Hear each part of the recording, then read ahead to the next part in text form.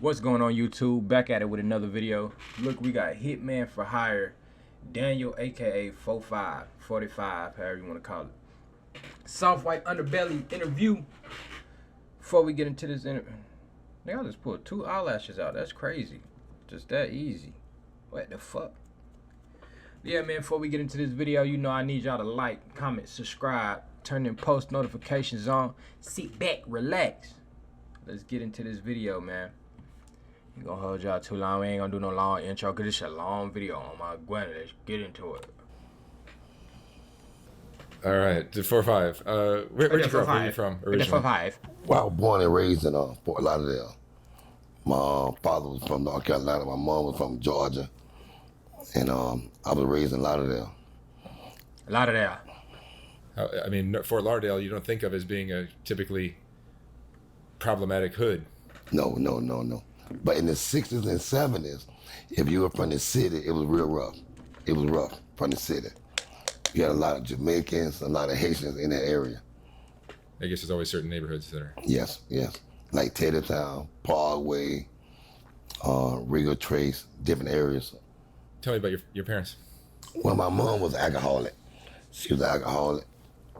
And she never stayed home much. But my father was an old gangster out of Chicago. And he was a walk.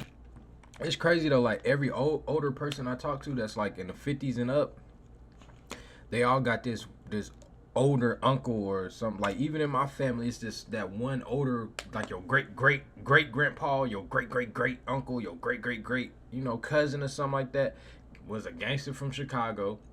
And he moved to your state and started having shit going. He was either from Chicago or Vegas on some shit and just had shit going in your area. Like, that shit is crazy, bro. Chicago had gangsters and them niggas just, they ain't learned shit.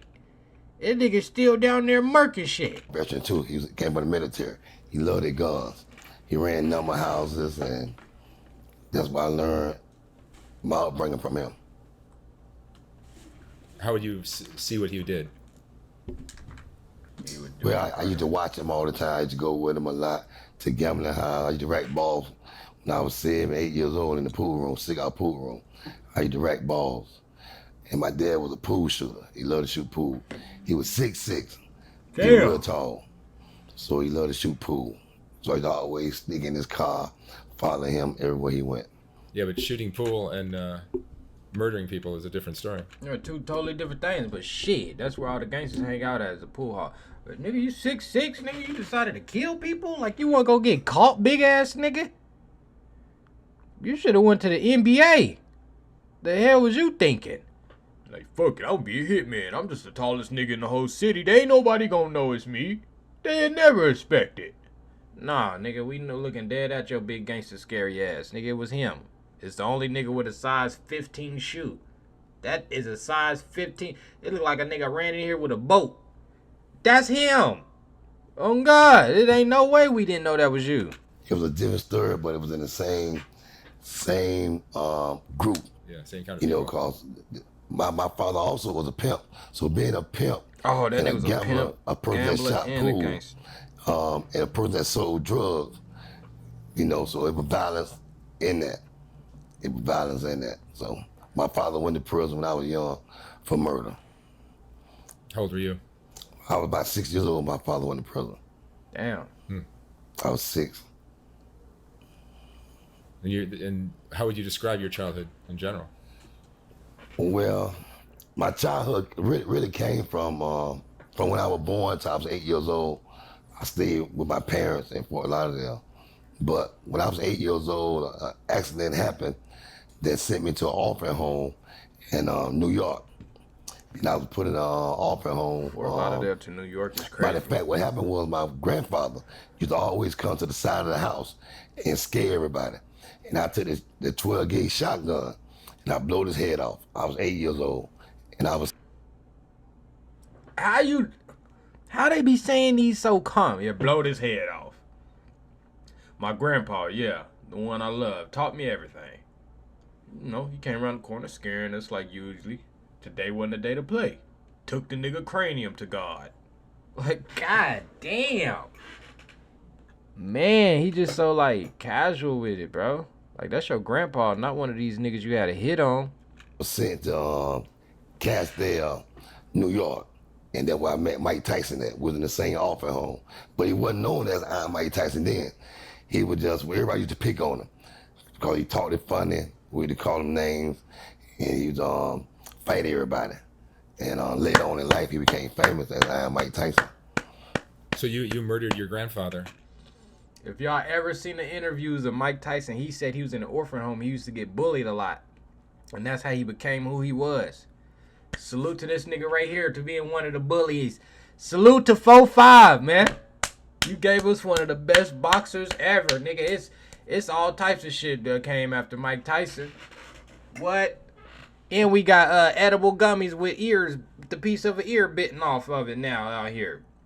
All because of you, my boy. All because your big bully ass, man. Salute to this big bully motherfucker. Turned Mike Tyson into who he was today. I murdered my grandfather. That was not your intention. No, by accident. By accident. And I was sent away in the orphan home. 8 years old. At 8 years old. And when I was in the orphan home, I used to be abused by older people there. There's an older lady named Miss Maddie. She used to beat everybody, beat us and lock us in the closet. Yeah. Stuff like that. Yeah. We pee the bed. She make you stay in your pee. You know, stuff like that. So my upbringing was tough. Did you have other lines of work that you wanted to go into? Oh, yes. I wanted to always own my own company. I wanted to own my own plumbing company, own roofing company. Shit, it's 2024. You can do that now. To help out. Man. Who are you closer to? Run you up 5,000 to 10,000. Well, you close can make to my anything father. happen now. Because he'd take me in the woods and shoot guns. You know the right people. I was young. You were shooting guns at what age? Age 5 and 6. I can load in the gun. I can clean in the gun. He used to beat me and teach me that. Beat you and teach you. I can they like 45 down. they was grooming that nigga to be a gangster, bro. Like, fuck. Like, I understand though, like generations. I understand, cause like our grandparents' generation, it was like fight. You know, be a strong black person. You know, be the best you can be. Don't, you know, be intelligent. Use your brain.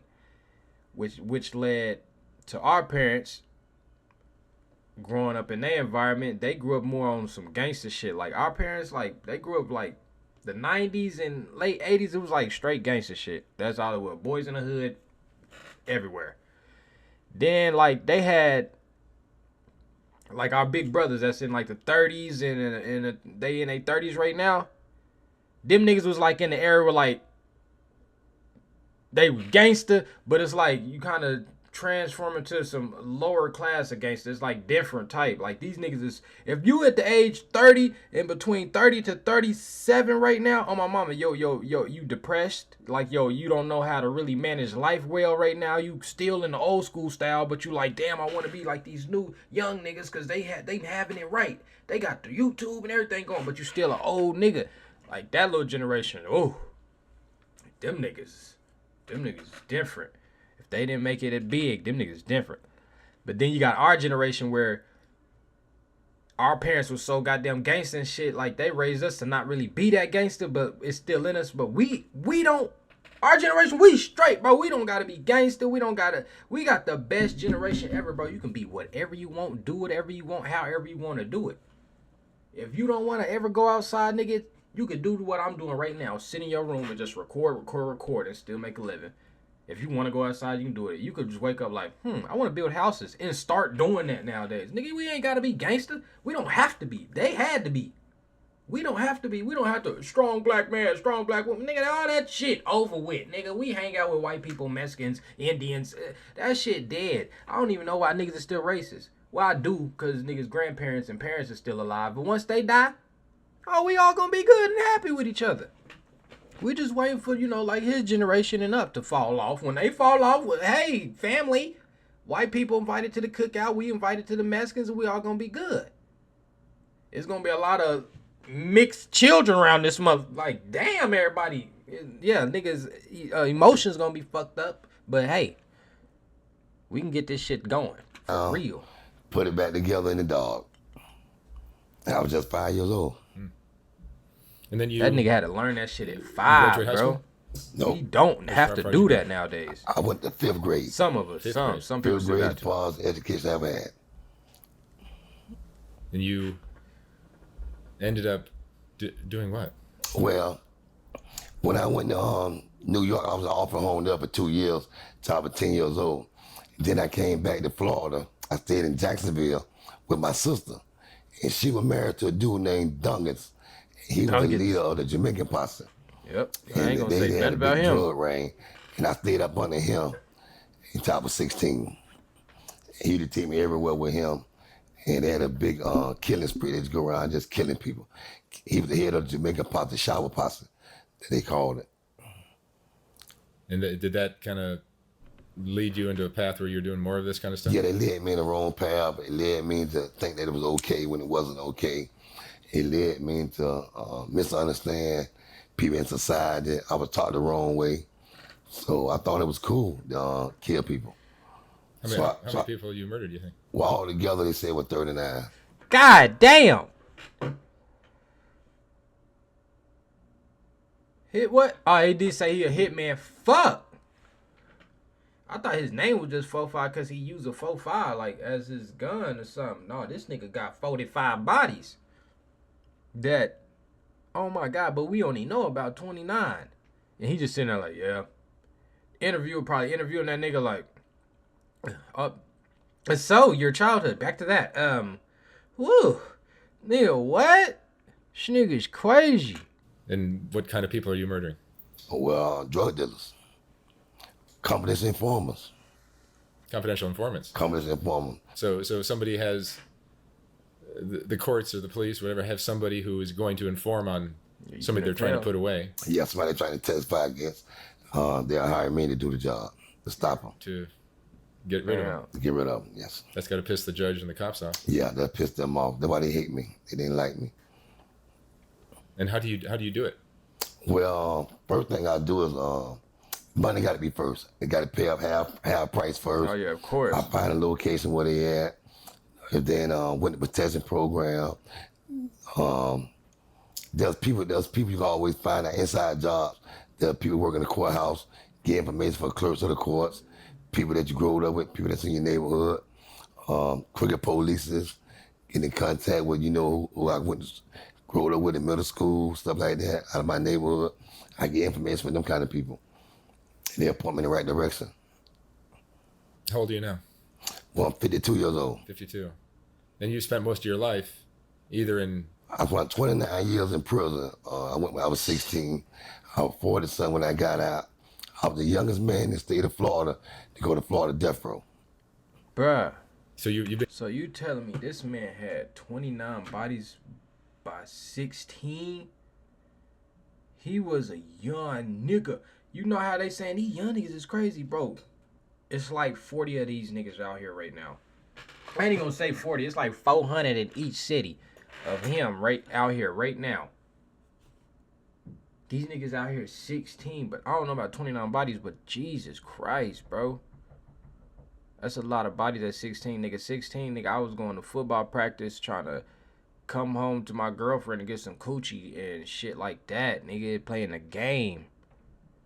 Getting in fights in the club, like jumping niggas and shit, but like, hell, I ain't nigga want shit. been convicted of some of these murders? I've been convicted of 6 murders. 6. They sent me to Florida death row for 15 years on death row, 29 years in Florida prison. The Florida Supreme Court overturned my convictions. And do you, what kind of emotions do you go through now with these kind of this kind of history of yours? Well, I changed my life. I gave my life to God, and I used to have nightmares and stuff like that, and I became a changed man. So it did. If you had them nightmares, that haunted mean me every day of my life. your soul wasn't made for that. Yeah, I can't imagine you can just do that kind of stuff and move on with your life like nothing happened. It's hard to. When you're uneducated and when you come from a dysfunctional family, and when you was raised wrong, you were taught wrong, when you thought that you were taught right, so you did wrong things. But as you grew in life and you bettered yourself and educated yourself, you began to do what is right. And that was Man, that's why I be saying, like, bro, if as a father or a parent, whoever the fuck you are out there, if you was a gangster like a motherfucker, like you gangster in a bitch, and you know you trying to get your life together or whatever, or you grow out of that, you know, cause you can't be gangster forever, but nigga, one of these young niggas gonna knock you across your 40-year-old ass head. But like you grow out of that, and your kids come out to be, you know, they gangster in the motherfucker trying to do that shit too. Not the natural personality gangster, but I'm talking about they doing that dumb shit too. Oh my mama, bro. You low-key kind of suck as a dad. Like you supposed to been did that shit and raise your son up to, you know, to the type of man that you want to be, you know, that you wanted to be, and then it work out. Now, if you got that son that you had young and he just seen that shit growing up, that's kind of hard. That's tough. That's tough. But if you had that son where like you know you getting your life together, nigga, and you can help that little nigga. Oh my mama, bro, you did not handle business, but you can still handle. It's never too late. What happened with me? And you've been out for how long now? I've been out now all together 2 years. 2 years. And you're trying to take a different direction with your life? Yes, sir. I'm a manager at U-Haul. Very productive. With Life had changed. With your criminal record, it's got to be hard to get. It was hard to get. It was hard to get, but when you change your life, people really understand you. They really understand you when you serious make a change. But the federal government keep following me anywhere I go. They got what ankle monitors on, stuff like that. I still have one case left that they trying to investigate and stuff like that. And your father is around still, or is he gone? And my father passed. My father passed. Did you ever talk to him after you became you followed in his footsteps? Well, my father always been my idol, my mentor all my life. And he would taught me wrong because his dad was a pimp. So his dad taught him wrong. Right. It's and the like pain a that cycle. he had inside of him. That's like what I was saying, bro. If you got the chance to teach your son the right way, even though you gangster in the motherfucker right now, but you got the chance. I know you want your son to be hard, but you can make that nigga hard by teaching that nigga how to box or something. Teach that man the right way, because if not, bro, shit gonna be a cycle, bro. And I'm telling you, bro, this generation, at least the way dreams I've been having since I was a kid and the way I've been feeling since I was been like a little ass kid, bro, this generation, bro, nigga, we made to like change a lot of shit, bro. And if we don't, nigga, this world gonna be fucked up. I'm dead ass serious when I say that, bro. I'm not even trying to be funny right now. This world gonna be fucked up if our generation don't change what our parents and grandparents and what they tried to tell us or what they didn't know. It's up to us, bro, to really, you know, fix these little curses, man, for real. You can only pass that down to me. You know, so I have to break that cycle to not pass that pain down to my kids. What do you think the problem is with these kind of communities? Well, why does this happen? Well, the problem is that when you come from a dysfunctional background, dysfunctional thinking, in Vietnam, see, my father and them came from Vietnam, and they was given heroin, they was given drugs, they were given addiction in the war. So when they left from the war, and the government didn't support them, they went on their own to create their own things. And there were a lot of them was doing. They were dealing with drugs, they were dealing with pimping, they were dealing with the street life. And that's all he knew because he came from a dysfunctional family. So the only thing my father was able to teach me is dysfunctional things, backwards things. But I have to break that cycle and not teach that to my kids. How did you go about breaking that cycle? Well, first thing I did, I knew I had to change my life. I found a good woman, and the communication was great.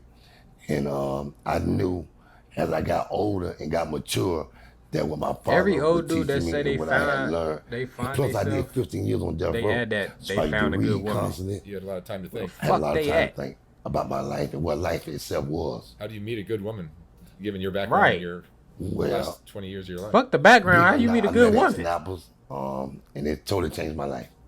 It totally changed my life. Takes a very special woman Yeah, she gave me something to live for. to hang in there with you. Yeah. I'm playing. Some of them hoes good. And I tell people Some about of them my hoes testimony. good. My testimony from death row to the front. I'm also a pastor at a church, and God is that amazing. nigga what he completely does. turned his life around. He's He a amazing pastor when you now. truly want to change yourself. When you want to change, change comes. You do the right things.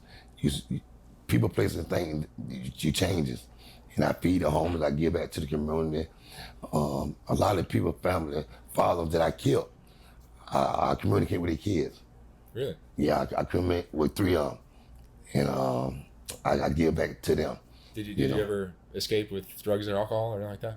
Well, I never was addicted to drugs, alcohol, nothing like that. But my mom and my father was, Yeah. and I was around it for years. But I became a drug dealer. I sold plenty of drugs, all around the world, all around the world. And so you go by the name 4-5. That's what that name came from. Duckers and Jamaican 51. They was the leader of the shower posse. And at a very young age, from 10, 11, I can shoot so good with a 45. He said, you know what, that's your name. You shoot too good. We'd go out in the field and shoot bottles and stuff. So that's the only gun I ever committed a crime with. That's the only gun I ever killed people with. How would you go about killing people? Well, first of all, it got to be the right price. They pay the right ticket. Well, they got underground black markets numbers that you can call, and they'll tell you it's a ticket in your area. And they'll say, well, it's a ticket in Miami. And I said, well, I want 2 of them tickets. See, man. They'll tell me the price. Y'all better be safe. I'm telling y'all better treat everybody y'all meet with respect, bro. My daddy taught me that shit when I was young. I live off that shit, nigga. I ain't never gotten really no confrontations. Ever. Nigga, you leave with respect, bro. Ain't nobody got no choice but to respect you unless they on bullshit. And if they on bullshit, then you get on bullshit. But, you don't know who don't like you and got your name in the black market. Your ass could be having fun in Miami on a trip, and a nigga like this sitting beside you with a hat on, and then you see him again. You like, man, I remember seeing him on the other side of the beach. You just like, hey man, this man get around. And now nowhere, nigga, you go to the bathroom, he blow your shit off. Man, niggas ain't hear nothing. He had a silencer. You just in that motherfucker slump on grannies. That shit real. So the tickets, and then I know the name of the individuals, and then I just act like a normal person in the neighborhood, and they don't know me. See? I get a girl from somewhere that they don't even know, and I set them up with a girl. And I had a girl that like she liked them, and she don't even know them. He don't know her. And when we get back to the motel, I follow him. I kill both of them. I kill the girl too. That was just part of life. And the bitch you was cheating on your wife with. And how do you do it? Well, I was trained to just shoot him in the head. 3 shots in the head. So anybody I was ever accused of killing, that became my trademark. So as a state attorney seen anybody shot 3 times behind the ear with a 45, they was coming to get me. Damn. So I won nine always murder fuck up trials somewhere. in Broward County alone, 3 in Jacksonville, and 2 in New York. So you've been convicted how many times? I've been convicted 1 time that I was 16 that sent me to death row. But since I've been away from death row, soon I got out, I called another murder case. I stayed in county jail 4 years fighting the Johnny Ross murder case. That's one of the biggest murder cases it was. He was a big communist informer against Miami police, riverboat cops, the Miami Police Department. He was telling on crooked police. So the crooked police were... I was paid by a drug... Who hired you? A police officer and a drug dealer hired me to kill Johnny Ross. Really? That was 2016. That was the last murder case. Damn. You got a movie here. Maybe. Nah, bro, that's a movie for real. That'd go hard, bro. That'd be like some Raising Cannon shit. But like nowadays, it's 2016. Yeah, I was like 18. That's crazy, bro. This nigga's a murderer. Well, mostly at night, sometimes I can't sleep. I toss and turn a lot. Still? I hear the voices of the people, like especially the Johnny Ross case, because I knew him personally. He the only guy that I ever was accused of killing that I knew personally. I knew him personally. And That's gonna be hard. And when I took the detective out the car and got in the car, he said, "Man, please don't kill me." I said, "This is what I get paid for. You know that." So he knows you're gonna kill him. And I shot him 3 times behind the ear. Damn. Yeah, he knew that. The moment I got in the car, he was going to the courthouse. They have it 1 block from Broward County Courthouse. That's a movie, 8 bro. o'clock in the morning, coming from Winter Protection Program. I stayed there 3 nights, step in the field, down the street for 3 nights, watching. And the only time I was able to get to him was when the detective was taking him. But the detective was a fat dude that was out of shape, and I draw the gun on him first. I took his gun, and I threw him out the car. I can talk about it now because I won a trial. Can't nobody retry me on it. The feds can't retry me on it. How did you win so many of your cases? Probably Well, 'cause I they look at hired it him. now and think that was my calling for God. And that's why I changed my life. God and a good lawyer. Yeah, I had a good lawyer, Christopher Clark. Out of Cincinnati, I flew him down here to Florida. Christopher Clark, he won altogether 12 murder cases for me. He won Damn. 12 cases. 12 murder cases altogether. How did he win 12 cases? Well, not guilty, not guilty, not guilty. Not guilty. I ain't do it. But since I got away with it, I did 29. God damn. Got away with it, and then she said, the case closed. Now he can just talk about it. Like, how I did it, and this is how I did it. Hopped in the car, and you know what I do. Man, please don't kill me, bro. I get paid for this. That's crazy. And the detective's like, don't kill. I ain't worried about you, nigga. I ain't get paid for you. Oh, shit.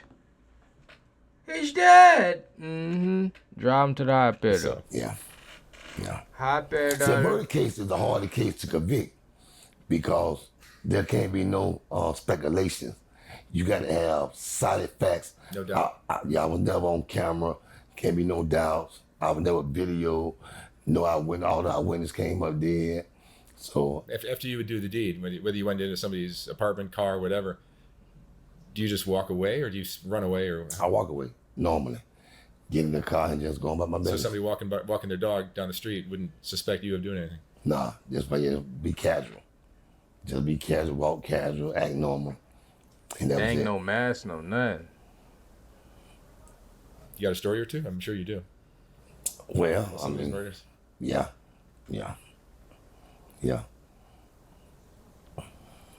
Tell me one. Well, Think I want to hear all I 29. want people to be able to hear my story because to know how did I get to that point. Coming from dysfunctional family, dysfunctional background, being abused as a child, and it taught me wrong. It caused me to do a lot of wrong things in life. And a lot of parents need to understand that they Like, coming from the outside point of view, like, it's cool hearing these stories. It's, like, intriguing. It's like, damn, I want to hear another one. But if we gonna get down to the gritty, I hate to be this nigga. What? Nigga can't live his life for shit. Laws all up on him. God, like, here, come to me. He like, I'm trying. And the laws pulling him back. The devil, like, don't forget what you did, nigga. So it's like, this nigga can't sleep. He can't eat. He can't do nothing but pray. And I mean, that's probably the best thing to do, honestly, because, you know, you can always run to God, but nigga, I would hate to be a nigga to go through this shit all the time with multiple bodies. Like, they all whisper in this nigga ear all day. Why'd you kill me? No, I don't want to go through that. But it's cool to hear the stories. But basically what I'm saying is, if one of you niggas is listening to this, like, damn, I'm going to be a serial killer next. Oh, God, you're not. Don't do it. You going to hate it. Once it's all over, you going to hate that shit.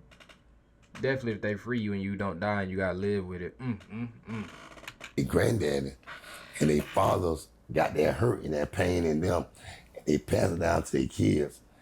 And that affected my life. I could have been an NFL player. I could have been a basketball player. I could have been anything other than being a hired hitman. You know, there's a lot of talent that been wasted. That's what I'm saying, man. Y'all gotta break them cycles, bro. We gonna break that shit, bro. But if some of the murders that you've committed, tell me a story or two how it went down. Bro. Oh, Johnny Bean. There's a dude named Johnny Bean in Jacksonville. He stayed on the top floor of Hilltop projects, and everybody was scared of him. He used to beat everybody with a bat. He was originally from Miami, but he was getting money in Jacksonville, and everybody was scared of Johnny Bean. And I told this girl, I said, you know what? I'm gonna kill Johnny Bean. What was Johnny Bean into?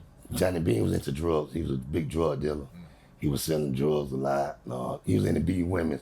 I watched my father beat my mom, and I hated guys that beat women. Beat women. He beat this girl up that I was messing with.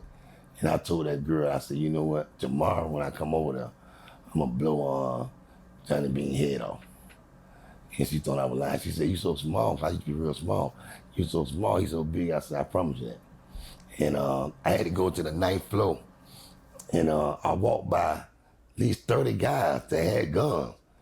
And I walked up there and blowed his brains out. And threw him off the 9th floor over the rail. And walked back down by his homeboys there. And got in the car with my friend and left. Damn. And everybody just looking around like, wow. Because they were scared of him. But I never had fear. My father used to beat me with extension cords and I wouldn't cry. And I wouldn't cry. You never had fear? I never had fear in my life. Never. I never had fear. This nigga would have been the coldest fucking linebacker. Fuck up Ray Lewis, nigga. He from the same era Ray Lewis from, bro. This nigga could have been the Ray Lewis, bro. No fear, that tough. And his daddy 6'6", so he gotta be at least 6'2", 6'3". Coming down that line, straight down that motherfucking line. Ready! Boom! I'm talking about lay a nigga ass out. Him and Ray Lewis on the Ravens. Boy! They probably would have both went to Miami. And who else was Ed Reed on the team too? Oh my God, bro. Wasn't The Rock on their team too? The Rock Johnson? Or am I tripping? I'm probably tripping like a hoe on that one. It was somebody else big though now. Either way, them niggas would have been cold. I mean, they already was, but they would have won. They would have won that championship. Them niggas lost. I was born with a hole in my heart, and the doctor told my mom that I wouldn't live long. And I've always been a child that never cried. I get whoopings, I never cry, never cry. Dudes jump on me sometimes, I get in fights, I never cry. I never shed a tear. This nigga probably could have built the coldest house in the world. Do you find you're developing those abilities now that your life is taking a new direction? Oh yes, I never would believe I'd be a manager, and you all, and they gave me another great opportunity today to be a supervisor. I'm a motivated speaker. I go back to jails. I go to prison to talk to guys and stuff. I'm a deacon and a pastor in a church, and my life just been wonderful now. It's That's been wonderful. That's great. That's lit. And do you do like public speaking or anything like that? Yes, I do public speaking. That nigga turned his life speak all the way time. around, I feed the bro. homeless. I give back That's good. to the community. 3 guys who I mentored to was accused of killing their fathers. And they call me and text me all the time.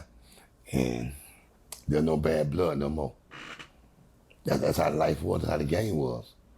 When you choose to be into that drug game. What do you think the answer is for healing? Like What the answer for healing your is breaking the cycle. Us as men have to break that cycle of being that pain and that anger inside of us so we don't pass it on to our children. And we got to replace that with love. And love comes from God. You have Yup. kids? I don't have no kids. I have Talk your kids. shit, my guy. Talk your shit. For real. After you murder somebody, do you just go out and have a beer, or do you like? Normal life. It's normal for me to do. I've trained to do it. You don't do anything different. Yeah, it's nothing. It's Just a job. just a job. Just a day at work. Just a day at work. The state attorney said when 39 people that I was involved in killings. I don't know how many, truth be told, cause in Chicago, New York, and Washington, Seattle, during that time.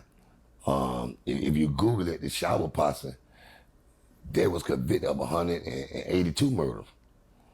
And I know I was at least part of 60 of them. God They were damn. charged with them crimes, so nobody else cannot be charged with them. But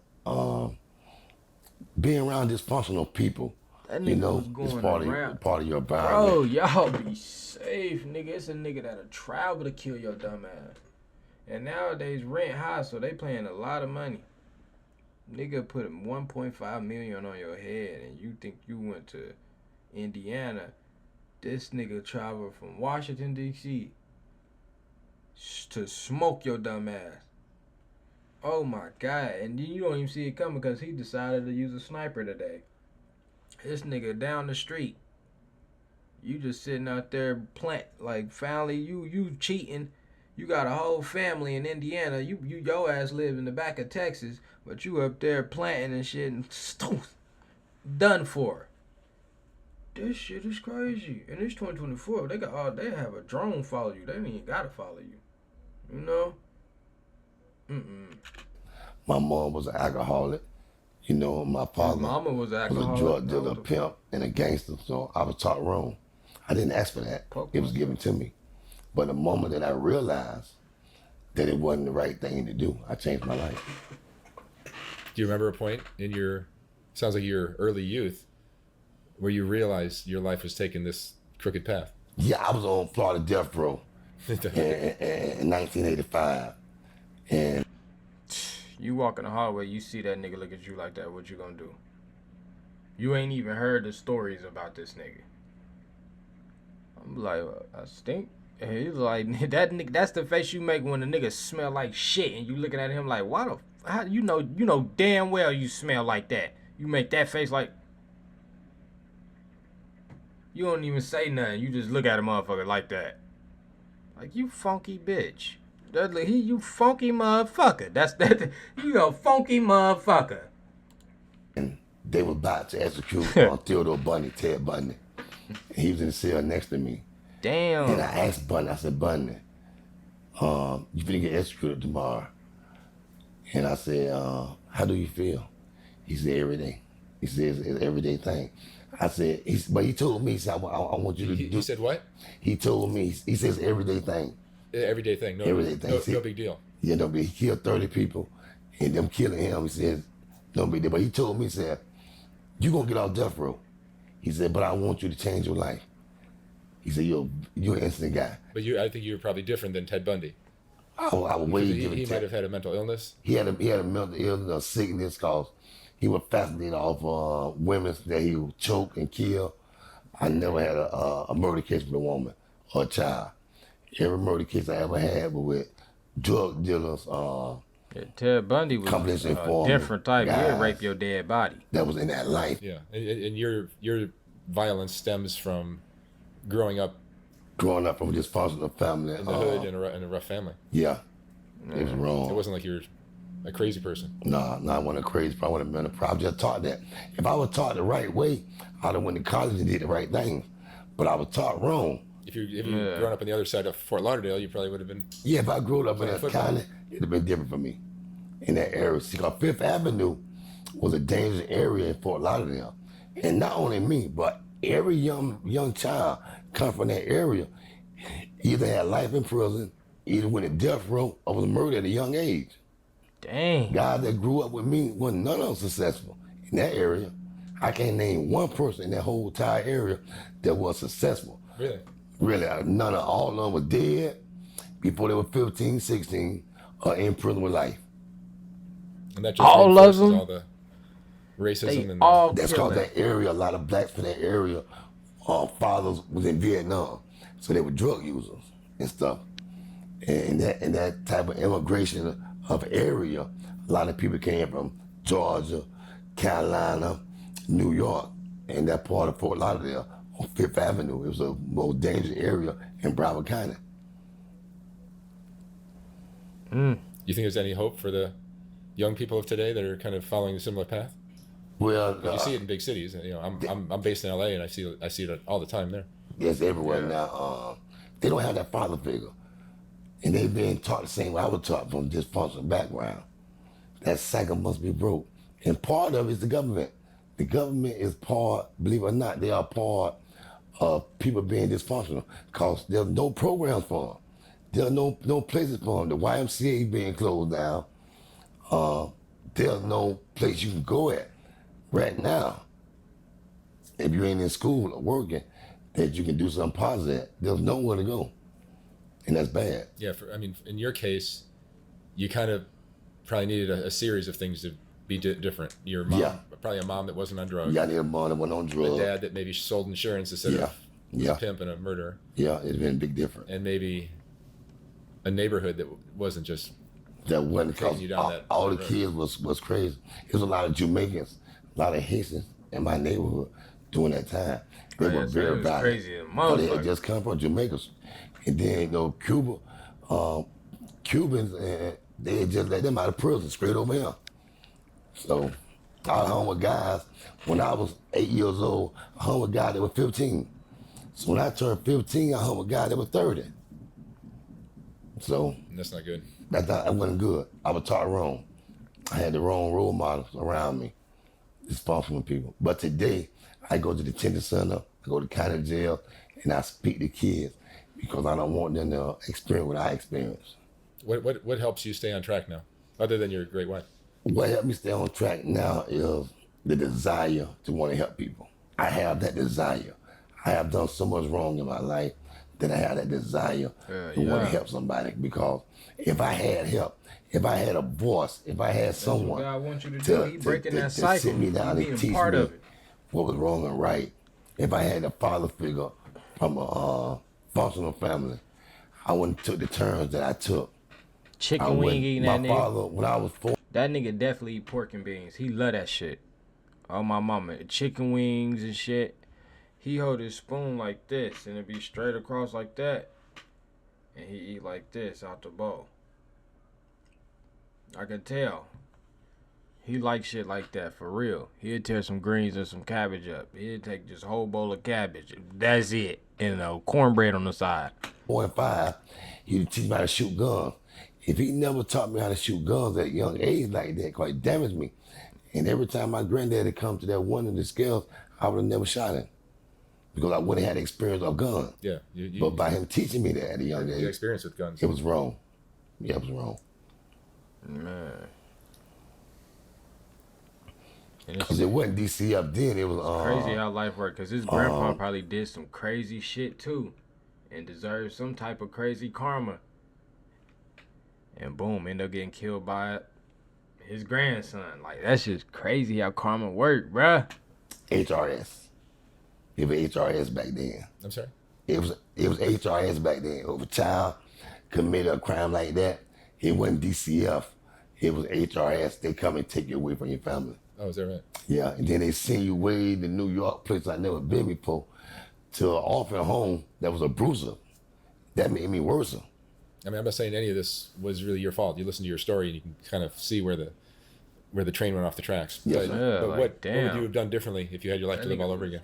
If I had my life to live all over again, and I had the right parents, the right parents and stuff, it'd have been way much different, a lot different. You would have picked different parents. I'd have picked different parents. Yeah, I picked a mom that wasn't a drug addict, but a father that wasn't a gangster. But that's the cause that life gave me. And I had to deal with it. In the moment that I got mature to understand that it was wrong, I no longer do wrong things. I do positive things in my life now. There was a book that my mom was interviewed in, and they asked her what advice would they give, kind of like the question I ask at the end of my videos. And she said, pick your parents well. Well, that sound good, but you have no choice of who your parents is. Her nigga, how you got pick your parents? Yeah, but the moment you do have a choice, that would have changed your start at. That would have changed my start at. And 45, what would you say is the most important lesson you mean, you've like, learned in your life? Choose your role model. Your role model don't have to be your parents. No matter what the number or the money was, no matter what the situation was, a man should never ever take another man's life, because it affected me dearly today. I can't even sleep, toss and turn, sleep wild, and I hear every voice from everybody that they said I murdered, and that's not good. All their kids, all their wives, all their families. Because you affect their family. You take a father away from his wife. You take a father away from his son. You take a father away from his daughter. It affects his family. Yeah, so when that baby cries, you gonna hear it. Man, like, you hearing that baby cry because you killed her daughter. She sad right now, nigga. Energy, nigga, my mama. Probably, I don't know. But yeah, man, that's gonna be the end of this video.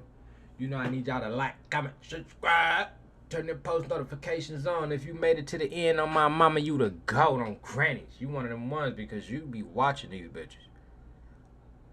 Cause that's long. That's 45 minutes to sit here and just watch, bro. Y'all made it all the way here on grannies. So you got that if I had some money to send you, I would. But I can gone. Peace. Y'all have a good night and a good week and a good day.